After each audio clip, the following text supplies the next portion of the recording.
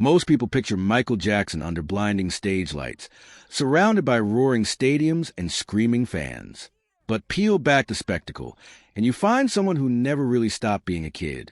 He loved silly pranks, couldn't hold back a giggle, and treated water balloon fights like championship events. This is a look at the moments when the king of pop forgot he was famous and just let his playful side take over. In 1993, Elizabeth Taylor decided to give Michael something he'd never truly experienced growing up as a Jehovah's Witness, a proper Christmas. She transformed Neverland into a full holiday wonderland, and when Michael woke up to see it, he was moved to tears. Among his gifts was a high-tech super soaker, which he immediately started joking about using on Elizabeth the next morning. That gift set the tone for what became his favorite pastime: elaborate water balloon and super soaker battles across the ranch with Macaulay Culkin and his family. Michael even crowned himself the undisputed champion of these fights for staying dry the longest, right before Culkin tricked him onto a diving board and soaked him completely. It's one of the clearest glimpses of Michael simply being an ordinary, happy kid. A widely shared image shows someone resembling Michael resting his head on Chris Tucker's shoulder during a TV interview, both of them grinning. Fans point to it as proof of his easygoing, childlike warmth, while others online debate whether the photo was staged. Either way, it taps into the well-known friendship the two shared and the lighter side of Michael's public image. Behind the scenes of the black or white video shoot, Michael pulled off a genuinely funny bit with his body doubles and director John Landis. The crew lined up Michael alongside his lookalikes and a group of traditional Russian dancers, each one claiming to be the real Michael Jackson. When it was finally his turn, instead of a smooth entrance, Michael let out a high-pitched yell, stumbled out a line on purpose, and dissolved into laughter, the whole set cracking up right along with him. Even during a tense 1996 legal deposition, Michael found room for a little levity. Dressed casually and looking more like a relaxed kid than someone facing serious questioning, he stayed composed until the opposing attorney asked if he knew Macaulay Culkin. Michael shot back a playful, knowing grin and muttered something like, "Catch me later," instantly breaking the courtroom's rigid mood. It's a small window into how he used humor to get through heavy moments. At his 45th birthday celebration at the Orpheum Theater in Los Angeles, Michael was mid-speech thanking fans who had traveled from over 30 countries when someone in the crowd shouted an adoring, very personal compliment. The larger-than-life performer instantly turned into a blushing kid, covering his face, ducking his head, and pacing the stage to shake off the embarrassment. Despite decades of performing for massive crowds, unfiltered affection still caught him completely off guard. Home footage from 1998 shows Michael in sweats, practicing choreography on his own lawn with no cameras or stage lights in sight. He'd test a move, spin, refine his footwork, then stop to laugh at himself when something didn't land right. No director, no audience, just him treating his own backyard like a private studio, still chasing the joy of movement even at the height of his fame. In one archived interview, a reporter asked how Michael really felt about the grind of touring. With a straight face, he flatly said something like, "I love touring," and then immediately gave himself away, breaking into.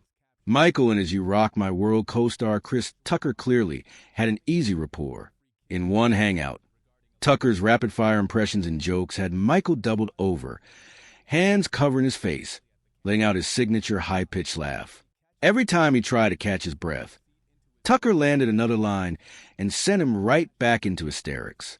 During a 1993 sit-down at Neverland, Oprah Winfrey asked Michael to demonstrate how he builds his tracks. He locked in and launched into a full beatbox, a cappella version of Who Is It, flawlessly mimicking bass lines, hi-hats, and synths with just his voice. When Oprah tried to interject, Michael simply stayed in his zone, eyes closed, completely absorbed in the rhythm, a small, cheeky reminder how deep his focus could go once the music took over. At the Jackson 5's 1997 induction into the Rock and Roll Hall of Fame, a mic malfunction sent an ear-splitting screech of feedback through the room. Rather than getting frustrated, Michael immediately cracked up, covering his mouth and exchanging amused looks with his brothers as they all tried and failed to keep straight faces through the technical mess. During the historic 1985 recording session for We Are the World, Huey Lewis let loose an unexpectedly powerful vocal run that caught everyone off guard. Michael, standing among music legends like Stevie Wonder, broke into helpless giggles, ducking his head to hide his grin as the rest of the studio joined in the laughter. It became one of the most beloved behind-the-scenes clips from that session. What was supposed to be a standard promotional interview during Michael's 1996 trip to Japan turned into total chaos when he suddenly started a tickle fight with the interviewer and crew. He dodged around his seat, laughing hysterically as the whole studio dissolved into laughter along with him, completely abandoning any pretense of a formal broadcast. Casual home footage captures Michael riding in a car, completely lit up as R. Kelly's Ignition remix plays on the radio. He turns the backseat into his own dance floor, popping his shoulders, nodding along, and singing with total unguarded enthusiasm, proof that he didn't need a stage or a crowd to enjoy music, just a good beat and a car radio. From inside a limousine, Michael spotted a fan on the sidewalk doing a surprisingly accurate impression of his dance moves, leg kick, spin, and all, only for the routine to keep getting interrupted by police. Michael leaned toward the window, narrating the scene with delighted disbelief, covering his face as he watched the poor fan get pulled out of his groove again and again. During a 1996 interview in Brisbane, Australian journalist Molly Meldrum caught Michael off guard by asking him to sign a Stephen King novel. The random request sent Michael into a fit of giggles, and he responded with a teasing, knowing look instead of a rehearsed answer, turning a routine press stop into something genuinely spontaneous. At a packed 1998 press conference in Japan, Michael noticed that any small movement he made triggered an instant wall of camera flashes. Instead of getting annoyed, he leaned into it, making slow, deliberate gestures just to watch the room erupt in synchronized shutter clicks, essentially turning a media swarm into his own game of red light, green light.